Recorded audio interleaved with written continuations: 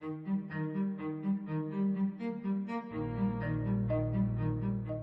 we're talking about sustainable development. This is a crucial concept. I think it's crucial for the world. But what does it mean?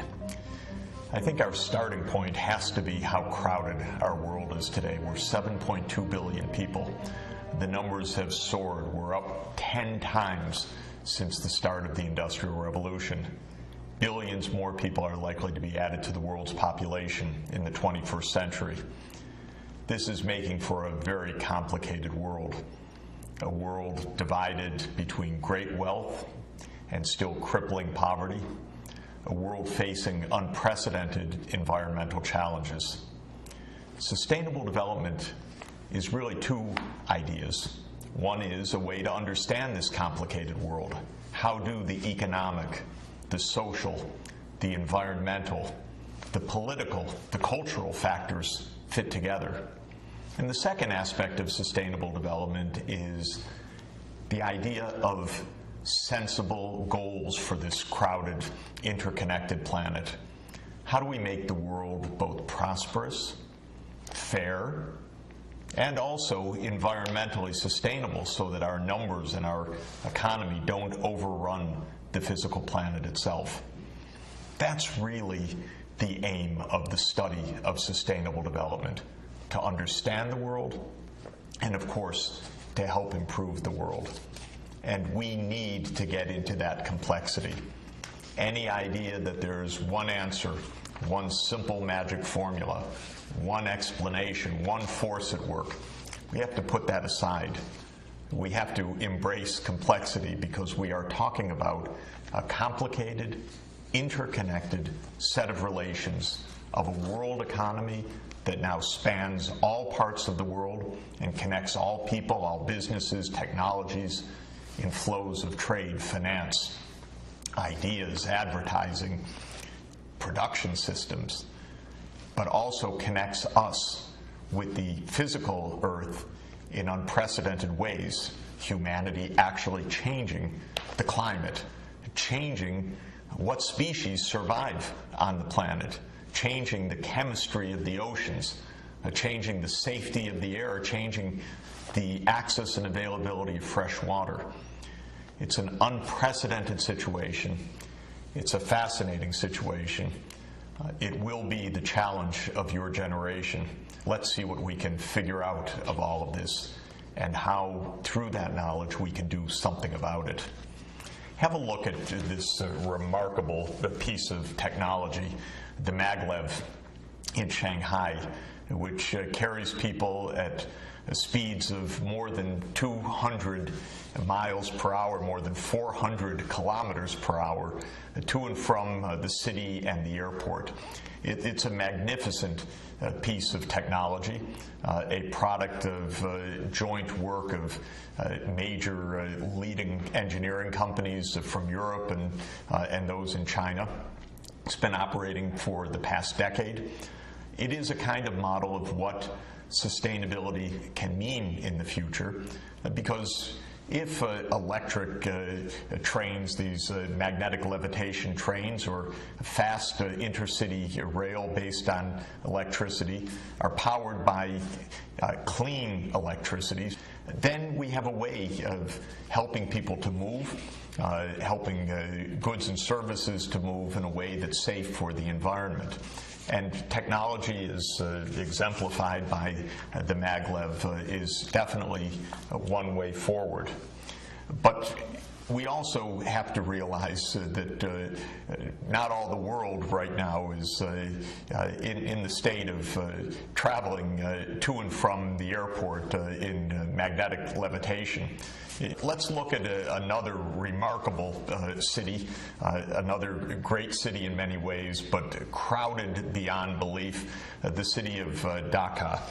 You see crowds, bustle, and actually a kind of transport you can hardly find anywhere else in the world. I've experienced it. It is astounding to ride in a bicycle rickshaw or one of these buses on this incredibly crowded path. thousands and thousands of people walking to and from work, life out on the streets. What are we really seeing here? First, we're seeing one of the most crowded places in the world. We're seeing an example of the incredible rise of global population. Bangladesh is a country now of around 160 million people. That's more than 4 times the 37 million people in Bangladesh in the middle of the last century in 1950. Dhaka itself is one of the largest cities in the world right now, but think of what's happened. In 1965, Dhaka had about 500,000 people. Today, Dhaka has more than 15 million people. You can imagine how the infrastructure has been completely overrun, how transport systems, water systems, sanitation systems, and all the rest are facing unbelievable stress with this kind of population increase. This is also part of the reality of our planet. How do you achieve sustainable development in a very low income, very, very crowded place like Bangladesh, especially taking into account how vulnerable low-lying Bangladesh is to the climate change ahead. So sustainable development for us, first, is a way to understand these complicated challenges. I think it's useful to think of there being 4 dimensions to that puzzle. There's the economics, there's the societal dimension, how our communities work, culture, civil society. There's the natural environment, and there's our political or governance systems. How do economic, social, environmental, and governance systems interact?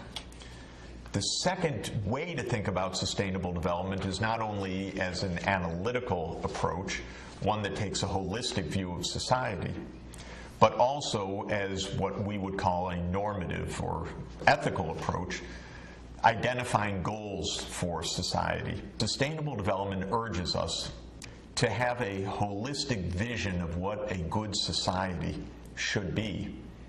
Sometimes people say, well, good society is a rich society. But we know that can't quite be it, just to focus on the economics. If a country is rich on average, but all the wealth is held by very few people and most of the people are poor, I think most of us would say that's not a good society in the sense that we would aspire towards. So social inclusion is a second aspect of a good society, meaning that economic well-being is widely shared among different ethnic, religious, or racial groups in a country. It's shared between men and women, so there's gender equality. It's shared among regions of a country, so that there's not just one pocket of prosperity in a sea of poverty. A third aspect of what we would think to be a good society is one that is a good steward of the natural environment. We all know that if we break the physical systems of biodiversity, if we destroy the oceans, if we deforest the great rainforests, we're going to lose immeasurably. If we continue on a path that fundamentally changes the Earth's climate in a way that's unrecognizable for us in the way that humanity has developed, we're going to face grave dangers. So from a normative perspective, environmental sustainability certainly seems right if we care about the well-being of our children and future generations. And for most of us, we also care very much how government functions.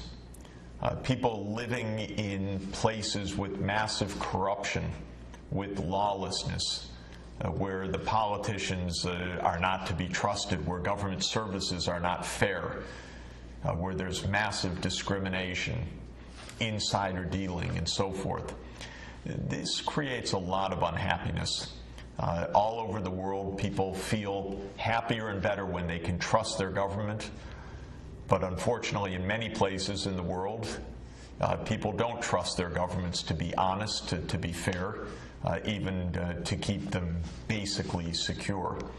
So from a normative perspective, We could say that a good society is not only a wealthy society, but is one that is prosperous and inclusive, environmentally sustainable, and well-governed. And our fundamental question will be, how can we take sustainable development as a goal, use our knowledge of the interconnections of the economy, of society, of the environment, and of governance, to think through this crowded 21st century in a world of massive divisions of wealth and poverty, in a world of unprecedented environmental stress, but also in a world of maglevs and many, many other technological miracles. How can we find our way through this century to produce prosperity that is inclusive, that is sustainable, and that is according to decent governance with rule of law, transparency, and accountability? There are some very powerful ways forward to meet sustainable development as a goal, a shared goal for the planet.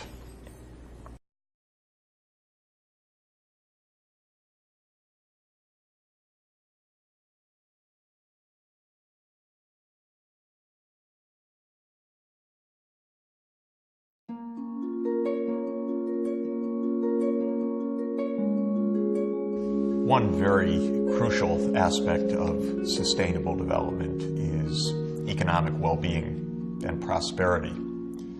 There have been great gains in material well-being, in average income per person, in other indicators of material life such as health and life expectancy over the course of recent decades.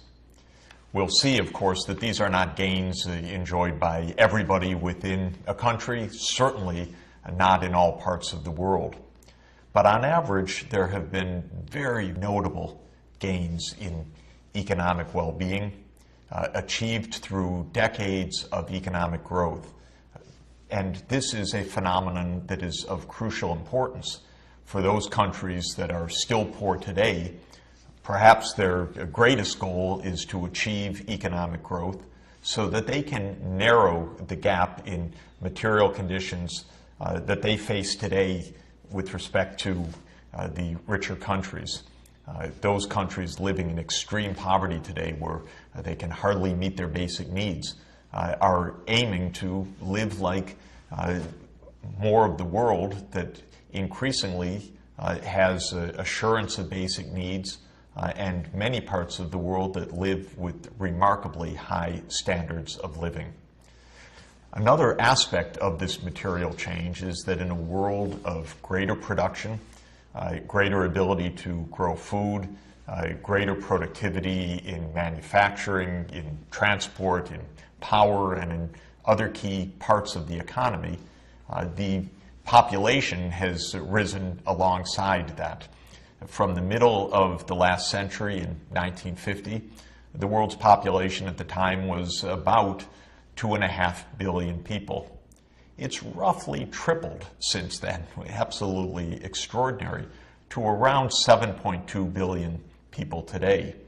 And the numbers are continuing to rise, roughly an increase of 75 to 80 million people added to the world's population each year, meaning that it won't be long, probably around 2024 or 2025, when another billion people will be on the planet, when we'll reach the 8 billionth person. Let's look at what growth really means. And there has been no exemplar of economic growth more remarkable than China. Of course, it's the world's most populous country with 1.3 billion people, so anything major that happens in China is earth-shaking. But also, China has been among the fastest growing economies in world history. Since China undertook some basic market reforms after 1978, until just about the last couple of years, when growth has begun to slow a little bit, China was averaging roughly 10% per year economic growth. absolutely astounding. And it's very handy, something that I'll refer to many times, to use what we call the rule of 70. Take the number 70, divide it by the growth rate, in this case 10. 70 divided by 10 is 7.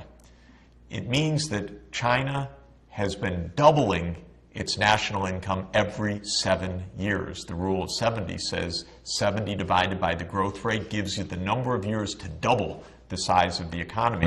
Well, what does that mean? Take a look at Shenzhen, China. Shenzhen is a city very close to Hong Kong in southern China. And in 1980 or so, when you see this picture, Shenzhen was a small village, mainly rural, not very many people, perhaps 30,000 people living in Shenzhen.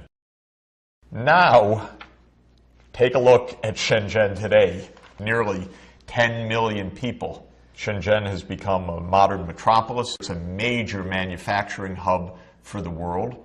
Not only did populations rise, did incomes per person soar, but also how people live has clearly fundamentally changed from rural agricultural livelihoods to modern urban manufacturing and services, and in a matter of 3 decades.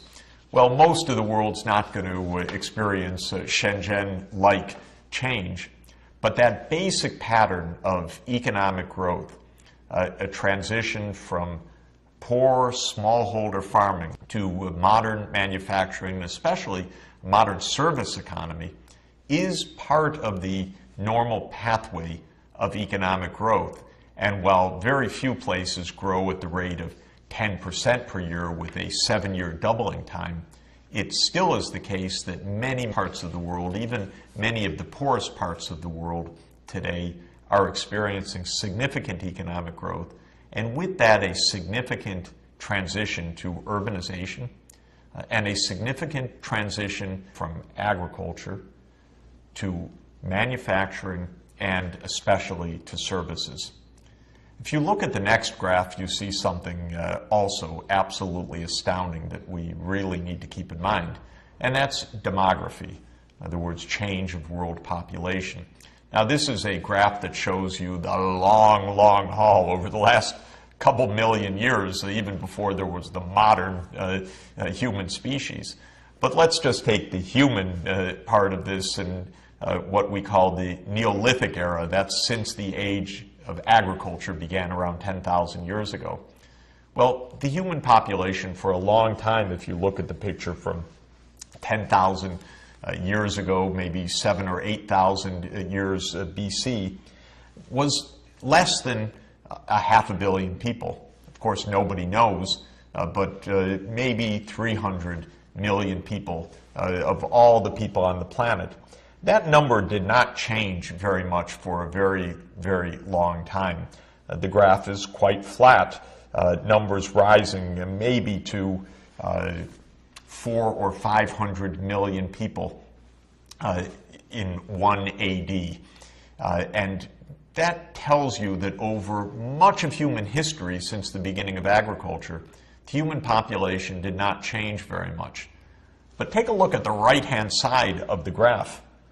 All of a sudden, the population begins to soar, just about the time of major breakthroughs in technology around the Industrial Revolution, the beginning of the era of the steam engine in 1750 or so.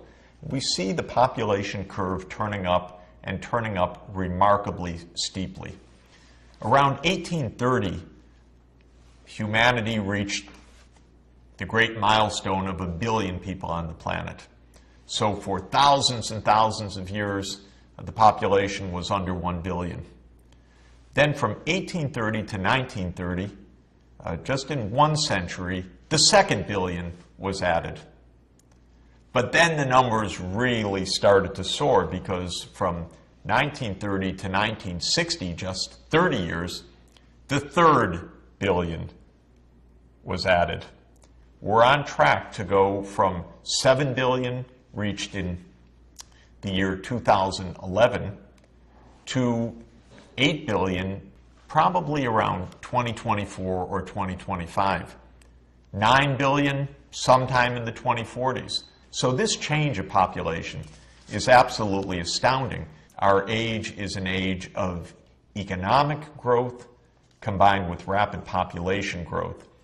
And together, those two dynamics have meant a massive expansion of economic activity, of total output produced on the planet each year, and of course, alongside that, a massive increase of humanity's impact on the planet. And that is one of the great challenges of sustainable development.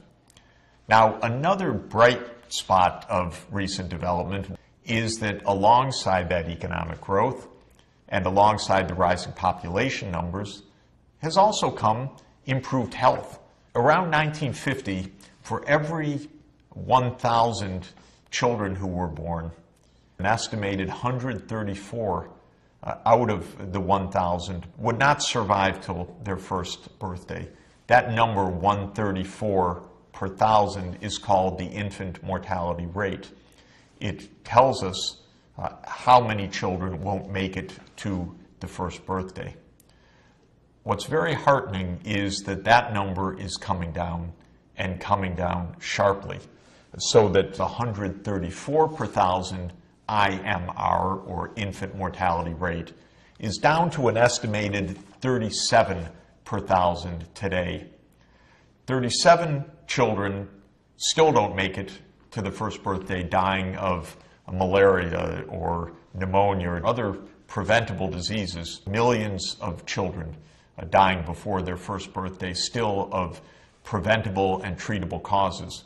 We'll talk about that. We'll see what can be done. We'll show how even more progress can be made and can be made rapidly.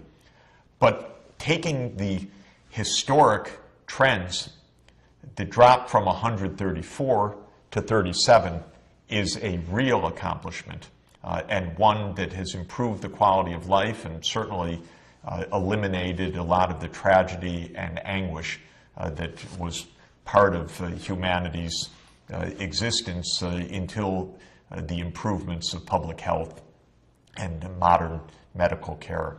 With more children surviving and with health improving at older ages as well, the good news is that our life expectancy is also rising, and rising very considerably. Take a look at what's happened to what we call life expectancy at birth.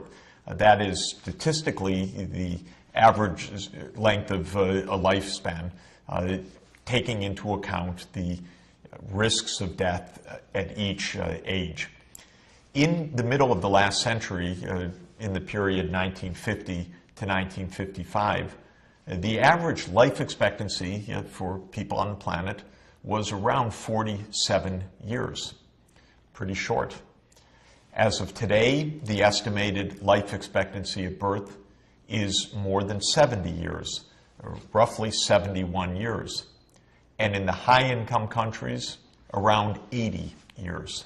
This is another example of economic growth and material progress, and an example of the kind of progress that is being achieved in most parts of the world.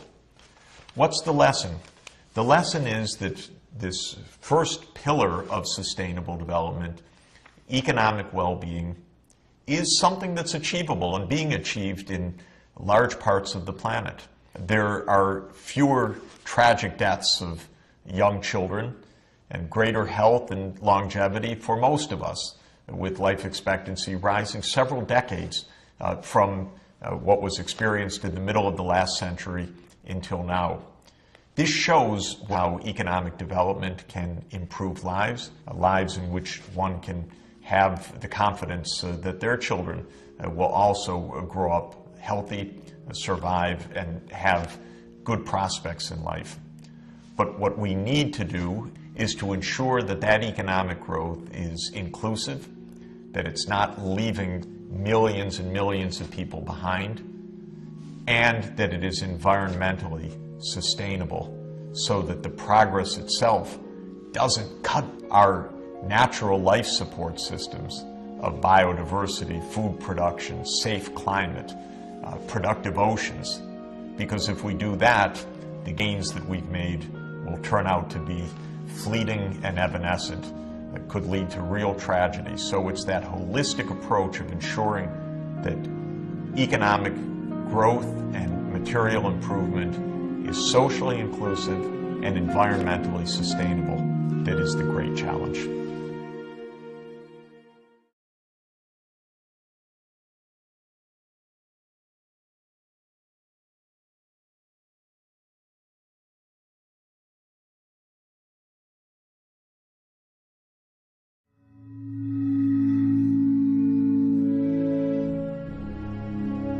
In many ways, we live in a world of plenty. Economic growth has produced incredible wealth. Many parts of the world have escaped from economic hardship. Countries like China, which were once very poor, are now solid middle-income countries. But sustainable development calls for prosperity that is broad-based. And despite living in a world of plenty, there are still large numbers of people, more than 1 billion, more than 1 out of every 7 persons on the planet, living in extreme poverty. What is the face of extreme poverty? If you look at this smallholder farmer, this peasant living in northern Ethiopia. There's no modern transport around. You don't see electricity grids in the distance. You see a pretty parched environment. That's not a complete coincidence. A dryland area of poor farmers eking out a living, trying to ensure enough annual food production to feed themselves and their families, maybe to get that surplus to bring to market for a little bit of cash income. Another part of poverty, have a look at a street in a slum of Nairobi. Millions of people live in the slums of African cities like Nairobi. Hundreds of millions of people live in urban slums around the world. This is another face of poverty. While it remains true to this day that more than half of the world's population living in extreme poverty live in rural areas, of course the urban poverty is known to us. Often the urban poverty is living right next to great urban wealth. And what do we see in this street in Nairobi? We see an unpaved, muddy road, people living without modern power, probably without any modern sewerage or sanitation. In other words, even though these are people living in an urban area of several million people, they're also, like that peasant in northern Ethiopia, unable to secure basic needs, access to emergency health care, access to basic clean power in the form of electricity or natural gas for cooking, lack of access to safe drinking water and sanitation, and barely eking out a monetary living that can meet even the most basic and minimum needs of clothing and safe shelter. When we speak about poverty, therefore, we're necessarily speaking about a many-dimensional concept. Poverty is usually viewed as a lack of adequate income. But I want us to think about it as a lack of income, a lack of access to basic health services, a lack of access to basic amenities that most of the world takes for granted: safe water, sanitation, electricity, access for children to a decent education. People living in extreme poverty are people who cannot meet these basic needs. And while proportions of the world living in extreme poverty has been shrinking markedly in recent decades, the numbers are still staggering. Depending on one's estimate and one's exact categorization of extreme poverty, it's fair to say that between 1 and 2 billion people in the world are struggling to meet basic needs, and probably fair to say that around 1 billion people struggle for daily survival. Will they have enough to eat? Will polluted water cause a disease that threatens their lives? Will a mosquito bite carrying malaria carry away their child because they can't get access to the 80-cent dose of medicine needed to cure the disease? That's the struggle of daily survival for people living in extreme poverty. Where is this poverty? Well, one place to look is the average incomes in different parts of the world. Take the national production of the economy divided by the population so that one gets the amount of income generated per person per year in different countries of the world. And if you put them in a color code, as you see here, you can see a huge variation in income levels around the world. Those dark blue areas, there aren't too many of them. Canada and the United States, Western Europe, Australia and New Zealand, Japan and South Korea. Those are the high income parts of the world. And by and large, extreme poverty has been eliminated from those countries. But take the bright red or beige parts of the world. There you see the greatest poverty. And what you can see very, very clearly in this world map is that extreme poverty today is concentrated mainly in 2 regions of the world. The first is in tropical Africa. That's the part of Africa in between the northern African countries and the countries at the very south of Africa. And you see, on average, a lot of poverty within those countries, often half or so of the population living in extreme poverty. And the other concentrated part of poverty in the world is in South Asia, India, Pakistan, Nepal, and Bangladesh nearby. Countries that are sometimes experiencing economic growth, but still with vast numbers of people, often in rural villages, living without security of their basic needs. Thank goodness in both Africa and in South Asia, the proportions of households living in extreme poverty are coming down. Thank goodness for the world as a whole, the numbers have been coming down. But clearly, we still have a very serious challenge, a moral challenge and a practical challenge. People living in extreme poverty face risks of survival. Often countries where poverty rates are very high succumb to violence, to terrorism, to epidemic diseases, to mass migrations, to environmental disasters that not only are tragedies for them, but can trigger unrest and instability among their neighbors and in other parts of the world as well. We see in the next map another aspect of extreme poverty.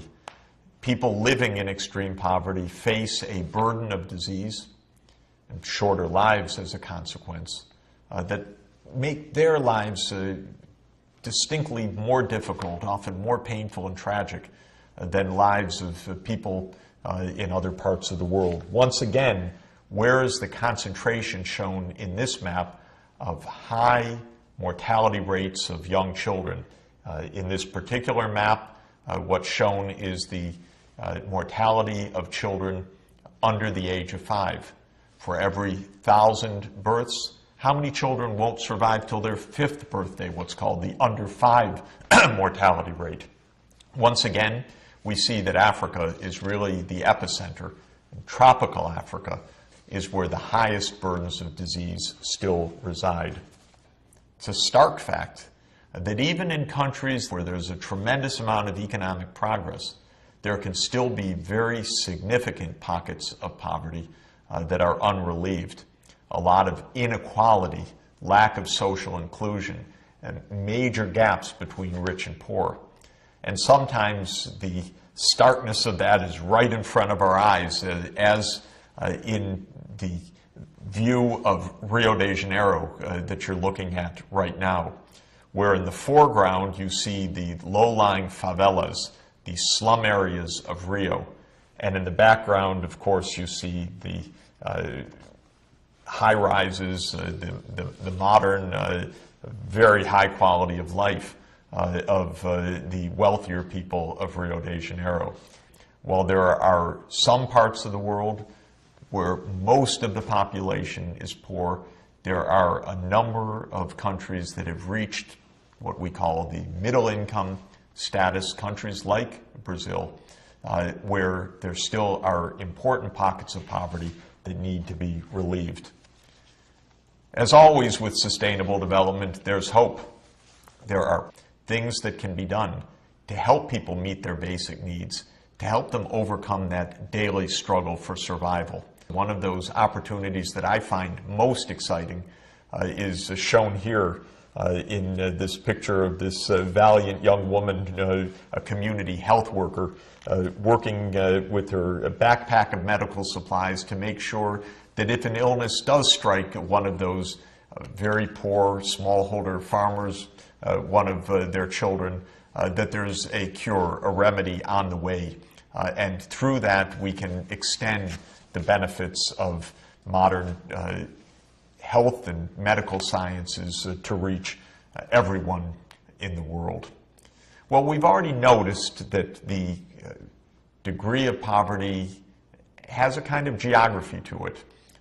On this fascinating depiction of income on our globe, shown not as a map, but as a globe where the height of each point on the globe measures the economic output of that point. You can see those startlingly high levels of GNP on the islands of Japan. You can see that in the east coast of Australia, the very high levels of development shown by the markers. But you can also see the low-lying areas in inland China, in India. And the point that I want to emphasize in looking at this alternative depiction of the world economy is that geography of wealth and poverty is complex, not only broad regions, say Europe versus Africa, or Japan versus India, show stark differences, but even regions within countries, the coastal areas versus the interior of countries, show very, very big differences. When we analyze in depth the nature of extreme poverty, the causes of why it continues to this day, even in a world of plenty, we'll spend a lot of time looking at some of these geographic features. Is the country or the city on a coast where trade is easy? Is it in the interior where it might be more economically isolated?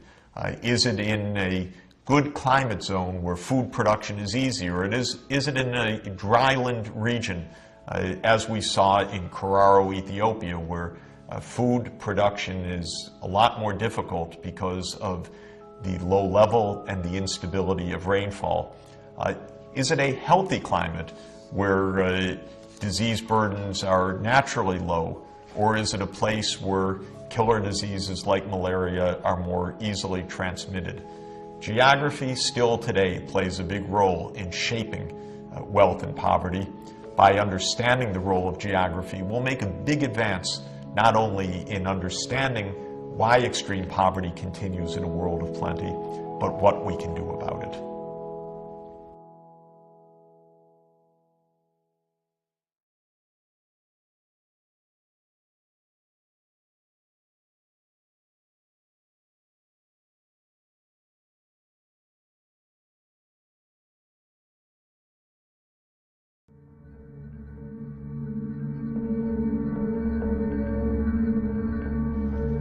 One of the most important messages of sustainable development is that we've become a threat to ourselves. Economic production has become so large, our productivity in many ways so high, and the numbers of us on the planet so vast that the effect of all of this economic activity on the physical earth itself has become overwhelming. For the first time in human history, for the first time in the planet's history, one species, that would be us, human beings, are threatening the fundamental parts of the Earth's own dynamics: the climate system, the water cycle, the nitrogen cycle, the ocean chemistry. Think about the basic arithmetic. There are 7.2 billion of us on the planet now. On average, each individual is producing around $12,000 of output per year, a rough number averaged over the whole year. But with 7.2 billion people, an average of $12,000 per person, it means that the world economy as a whole has an output of between 80 and 90 trillion dollars per year, many times larger than ever in the past and continuing to expand rapidly. And the result of all of that in the water we're using, the energy that we're burning, the land that is being devoted to feeding the planet, the chemicals that are produced, and the pollution that results from that, poisoning the air and the waterways, is leading to an unprecedented environmental crisis. One of the things that's notable about this crisis is that it's felt by rich and poor alike. Have a look at my own city, swimming for survival during the superstorm that we experienced in October and November 2012, what we called Hurricane Sandy. But halfway around the world, the same year, Beijing experienced massive flooding. Or take a look at Bangkok in the astounding floods of October 2011. Again, a major world city underwater, deluged by unprecedented rains. And as in all of these cases, a huge setback for the economy, loss of life, massive loss of property, billions or tens of billions of dollars of damage, and an unsettled global economy because a disruption in one part of the world, in a world of interconnected production, of supply chains that stretch across the world, mean that a flood in Bangkok can disrupt automobile production or computer production all over the world because of components or factories that can't get to market during these disasters. The kinds of disasters that are being felt are varied, but what is clear is that they're rising in number.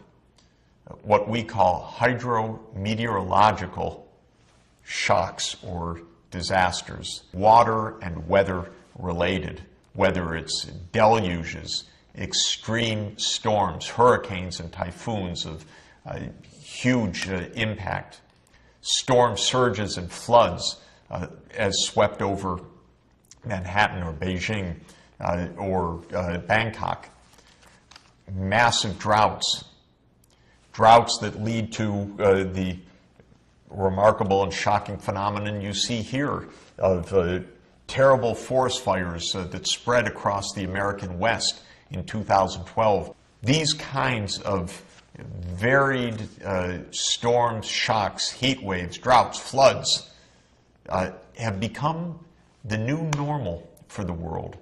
In fact, it's part of a world that is so new and so stark that the scientists, notably the geologists, have given our age even a new name. They call it the Anthropocene, a new word that comes from its Greek roots, anthropos and scene. Anthropos meaning human, scene meaning epoch or age of the earth.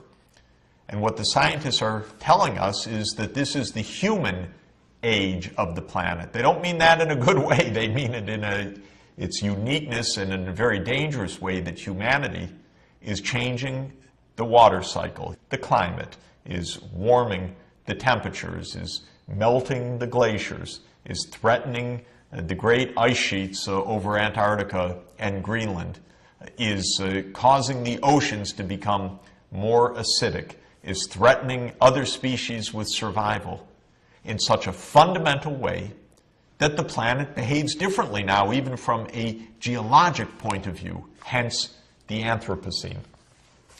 One of the main drivers of these changes is humanity's massive use of coal, oil, and natural gas, three energy sources we call fossil fuels. When we burn coal, oil, and gas to move our cars, heat our buildings, drive our industrial production, produce electricity, we end up with carbon dioxide emitted into the atmosphere. And carbon dioxide in the atmosphere changes the climate. This stark graph, which we will revisit later on, shows the cycles of carbon dioxide concentrations in the atmosphere, shown here over the last 800,000 years.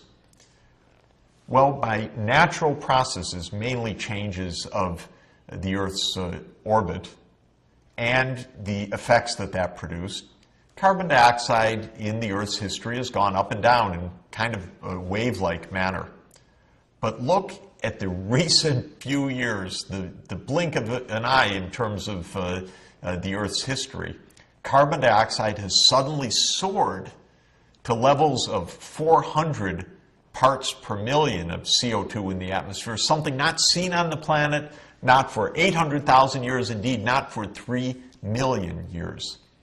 And this is causing massive disruption of the climate system, global warming, and more extreme events like droughts and floods. We'll be talking a lot about this and what can be done about it, but it is a stark illustration of how humanity is changing the basic Earth processes. A group of scientists got together a few years ago and noted that it's not only the carbon dioxide in the air, but many other things that we're doing, the way we're using water, the way that we're putting nitrogen-based fertilizers into the soil to help crop productivity, but putting it on in such large amounts that the nitrogen cycle itself is affected. The way that carbon dioxide in the atmosphere affects the ocean chemistry, making the ocean more acidic. The way we're chopping down trees to make room for new pasture land and farmland. In other words, all of the varied effects of a big crowded planet and a lot of economic activity threatening the planet's systems. And so this group of scientists said, we are trespassing boundaries that are safe for humanity. So these scientists said, we need to identify the safe operating limits for the planet. We need to understand what those planetary boundaries are. And around the circle you see here is their visualization of those planetary boundaries. Have a close look. Climate change, ocean acidification, ozone depletion, the nitrogen cycle, the phosphorus cycle, global freshwater use, changes in land use, loss of biodiversity, driving other species to extinction, that is, aerosol loading, the particles we're putting into the atmosphere through industrial processes, and chemical pollution, poisoning air and waterways. These are planetary boundaries that we trespass at profound risk for ourselves and for our children. A core goal of the science of sustainable development is to understand these risks and, most importantly, to determine what we can do so that we stay within the safe operating limits of humanity. We honor and respect these planetary boundaries as we continue to improve our well-being. It's the combination of economic prosperity, social inclusion, ending poverty, and ensuring environmental sustainability that is the holistic objective of sustainable development.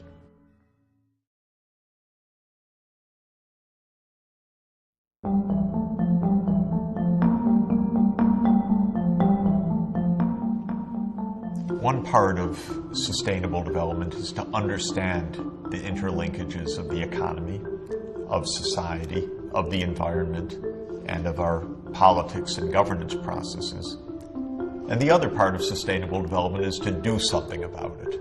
We will examine over the coming talks two different scenarios for the future of the world.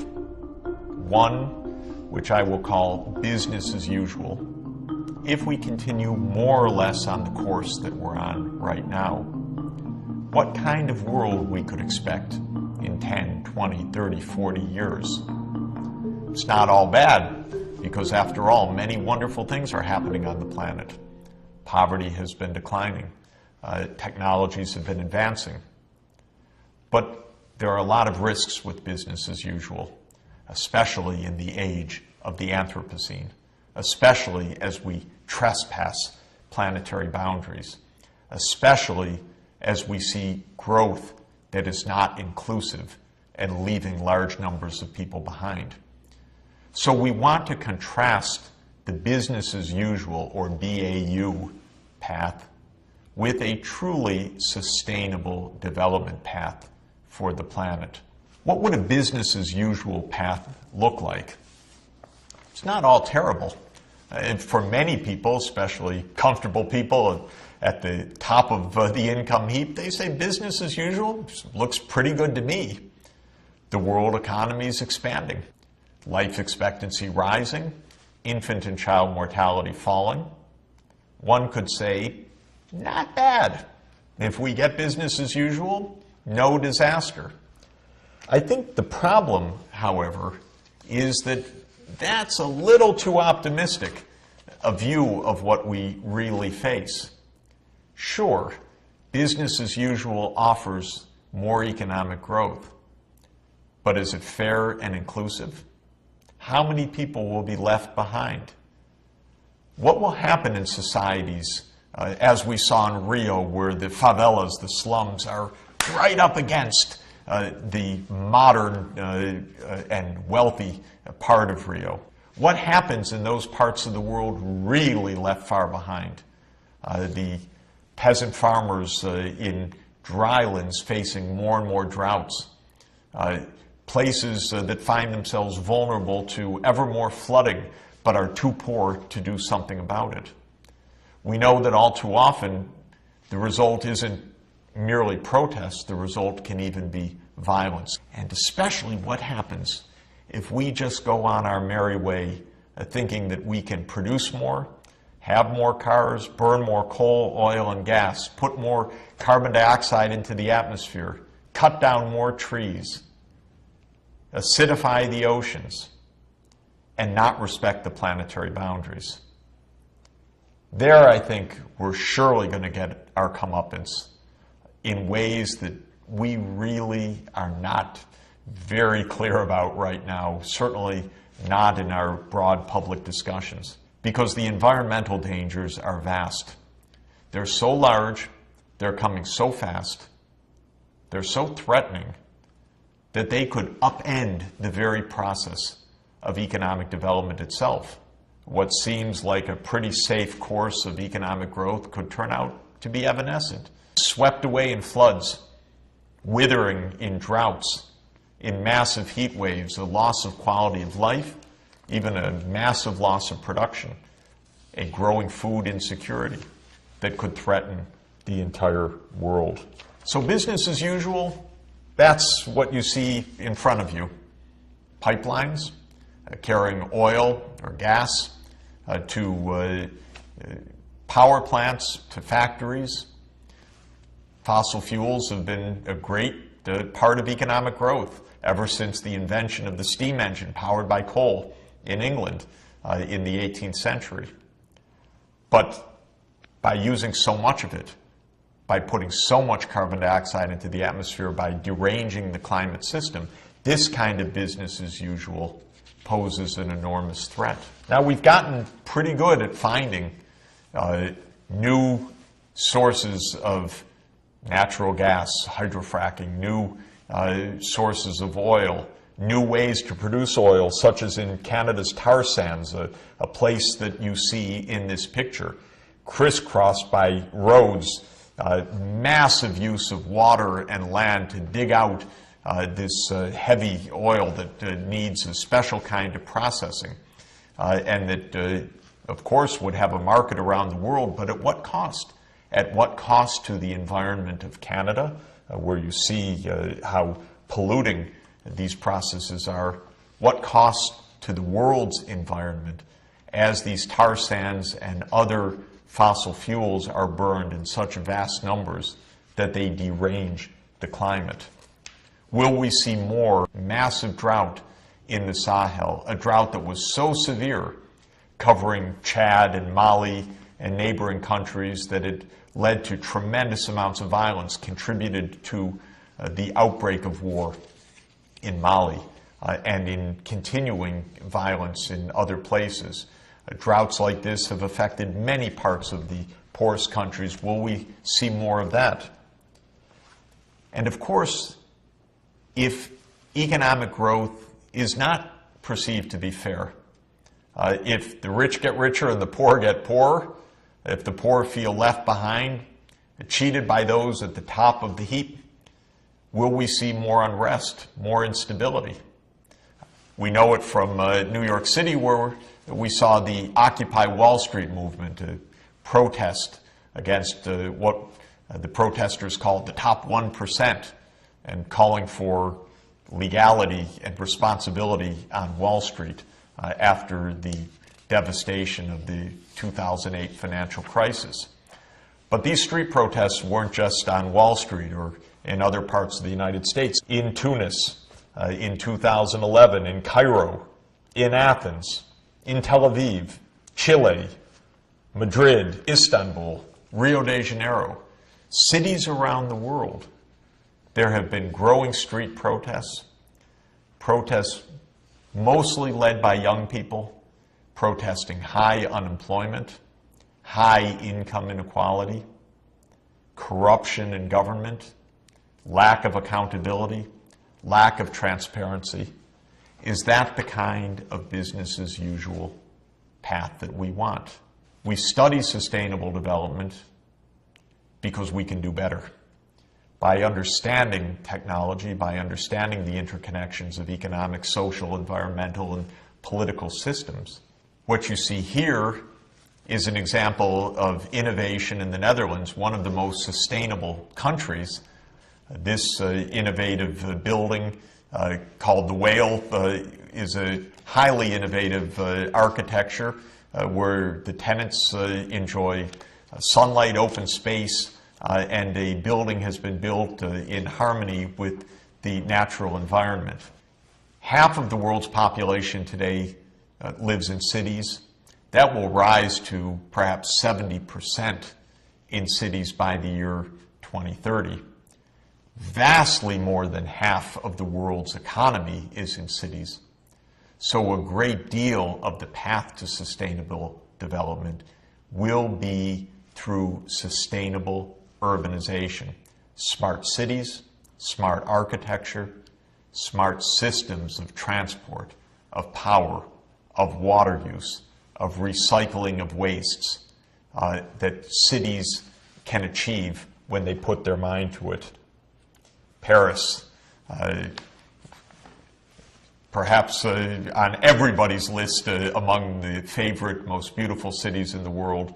We see the new innovation of bicycles in the cities. People want to be out bicycling in cities. Massive congestion, massive pollution, not good for our physical health. So walking and bicycling will necessarily become more important technologies of the 21st century. And I'm happy that in cities around the world there is a return to bicycling using clever shared bicycle systems, new walkways and places where people can improve their health, because cities can be places where the obesity epidemic and poor health take hold.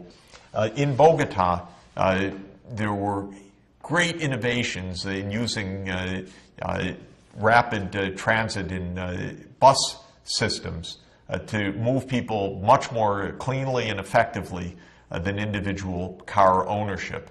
And congestion was reduced, pollution was reduced, carbon dioxide emissions were reduced. Another example of how innovation in transportation can make a very big difference for the future.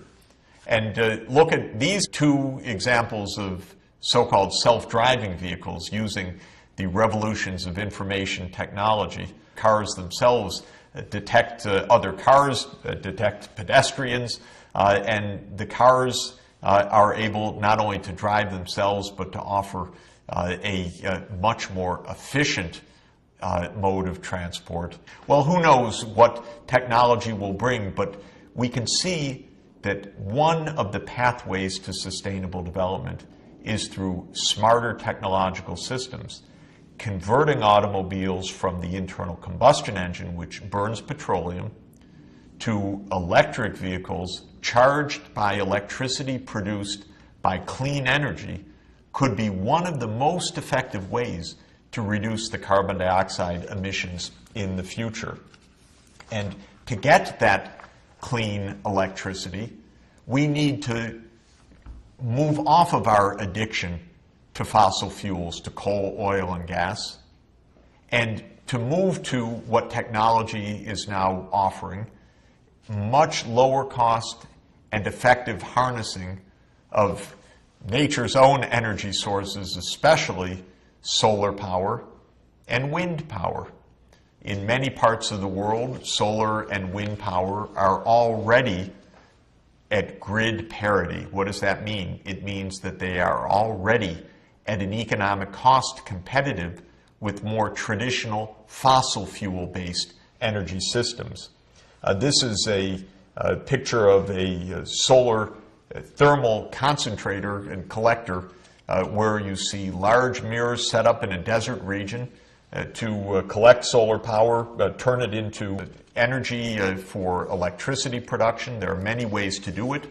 It could be photovoltaic cells we'll look at later on. It could be concentrated solar thermal energy where you use the heat that's produced to boil water to turn steam turbines to produce electricity. Exciting technologies, but what they mean is ways to rid ourselves of the addiction to fossil fuels, which have brought us a modern economy, to be sure, but have now put us in danger because of the rising CO2 levels. And the advances are not only in information technology, better urban design, clever architecture, smarter grids, smarter transport systems, renewable energy, but breakthroughs in agronomy, in biology.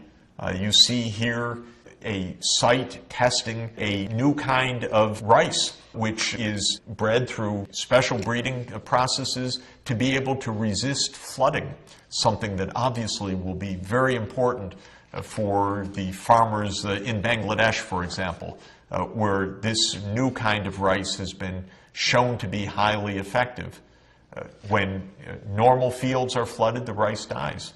But by breeding rice in ways that have what includes gene patterns that allow the rice to survive submergence and flooding, you save lives, improve food security, and find ways to sustainability. So this, at the essence, gives us a hint of what a sustainable development pathway might mean. Business as usual, we know a lot about that, and we see more and more how risky it can be. A sustainable development pathway, the core features of that would be societies that ensure that all parts of the society, girls as well as boys, women as well as men, minorities, all different regions, all children have access to a healthy start in life, to good nutrition and health care, and especially to the education that they will need to be productive and skilled members of their society, both in the labor force and also as citizens. A good start means inclusion, and it means avoiding these mass inequalities of wealth and poverty that afflict the planet. Sustainable development will mean a new kind of urbanization, smarter cities, new transport systems, smarter power grids fed by renewable energy rather than by traditional fossil fuels, new kinds of vehicles, public transportation, or bicycles and walking that can also keep us healthy. New ways to build buildings that are much more energy efficient and much more pleasant and consistent with nature. At the essence of sustainable development is problem solving. We have a lot of problems. We're going to need a global effort in a focused and relatively short period of time, a matter of decades, not centuries, to move from the business as usual trajectory to the sustainable development trajectory. And in order to accomplish that, every part of the world will have to be involved in brainstorming, in determining new and creative ways to ensure inclusive and sustainable growth. That's going to be your job in the coming years, and that's going to be our task in the coming sessions, where we investigate what those problems are, what their core features are, and what innovative new design can mean to enable us to choose that path of sustainable development.